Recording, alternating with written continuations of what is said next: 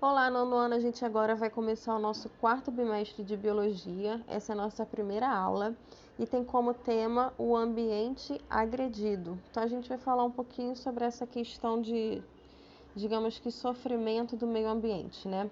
Primeira coisa que o livro vem falando aqui é o comprometimento do meio ambiente. Então, é o seguinte, os seres humanos, né, isso a gente já sabe, há muito tempo a gente vem causando alterações no meio ambiente, muito mais do que qualquer outro ser vivo, né? Isso daí realmente é incomparável.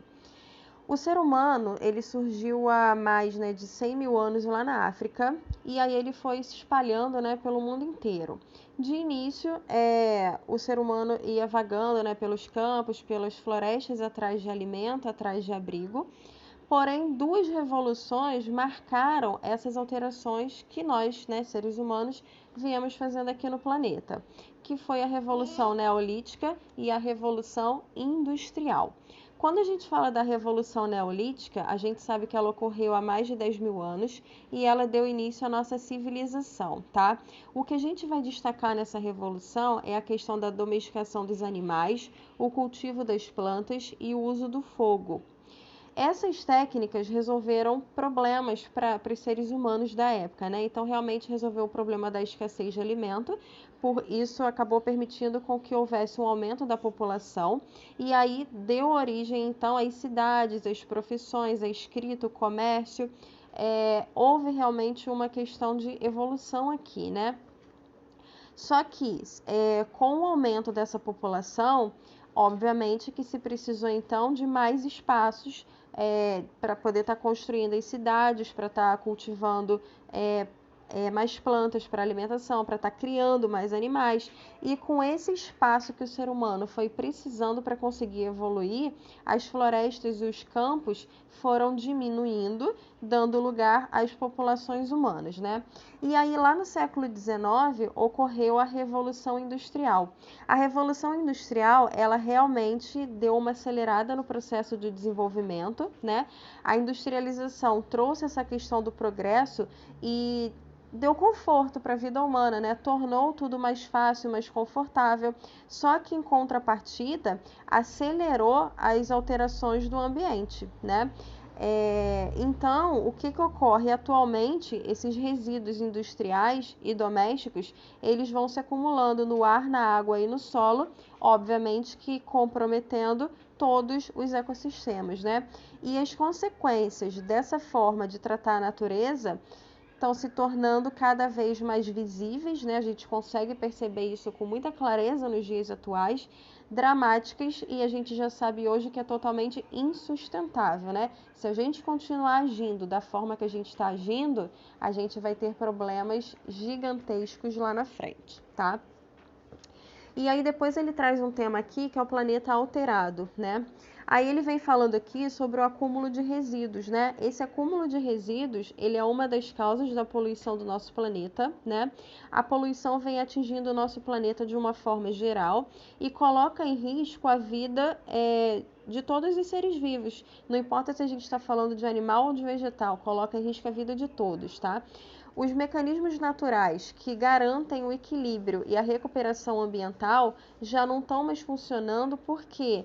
Porque essas alterações estão ocorrendo num ritmo acelerado, tá? Então é por isso que muito se fala na questão do desenvolvimento sustentável, porque o desenvolvimento sustentável, ele visa a gente usufruir dos recursos naturais, mas repondo, né, pensando nas gerações futuras. E da forma com que está sendo feito, nesse ritmo muito acelerado, a natureza já não está mais conseguindo recuperar o dano que foi causado nela, tá?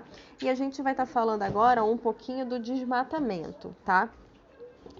Então é o seguinte, das transformações que o ser humano provocou no passado e ainda provoca na atualidade, ocorre com muita frequência a destruição das florestas, tá? E a destruição das florestas hoje vem ocorrendo de uma forma tão visível que chega a ser assustador. Parece até que é de mentira, né? A gente se pergunta como que deixam isso acontecer. E isso vem acontecendo de uma forma muito clara e praticamente ninguém faz nada, né? E a gente sabe o papel que as árvores têm na manutenção da vida, na manutenção da biosfera. As árvores, elas são muito importantes por quê? Porque elas evitam a erosão, elas evitam o depósito excessivo de sedimento nos leitos dos rios. Então a gente vê a ligação que ela tem com a água, floresta e água são cúmplices, digamos assim, uma coisa não existe sem a outra, tá? Além disso, as árvores, elas absorvem o gás carbônico, que a gente mesmo produz através da combustão, né? E também da respiração dos seres vivos, a gente também emite gás carbônico. E elas representam uma parte muito considerável das espécies da Terra. Então, isso também está muito ligado à questão da diversidade, tá?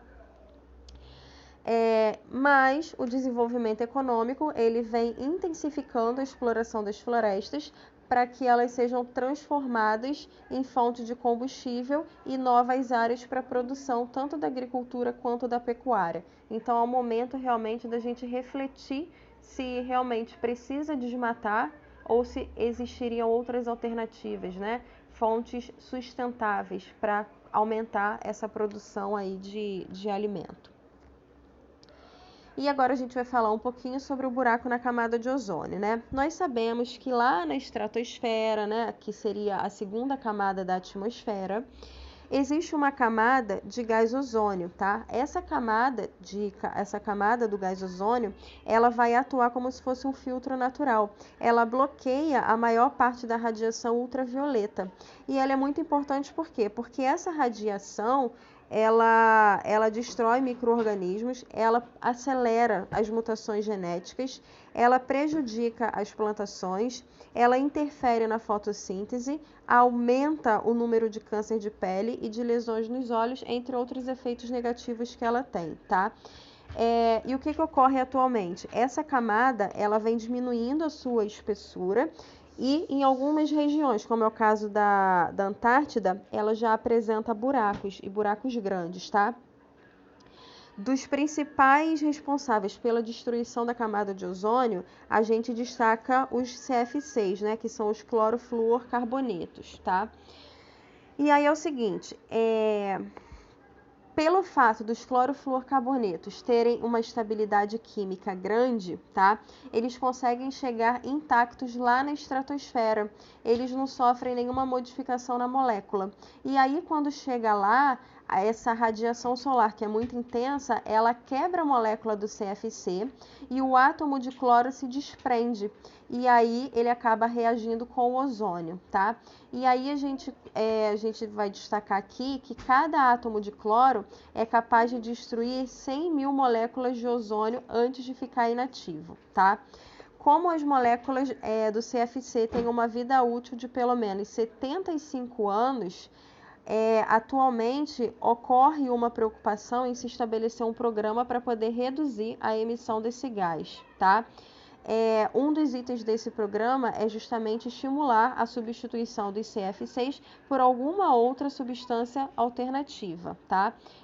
Já tem programas em vigor, já se reduziu o número a quantidade, né, de CFC, mas ainda tem muito para melhorar para que essa camada de ozônio possa se restaurar, né, aumentando a sua espessura e fechando esses buracos que foram abertos. A gente hoje faz uma pausa aqui e na próxima aula a gente continua falando do efeito estufa, ok? Beijo e até mais!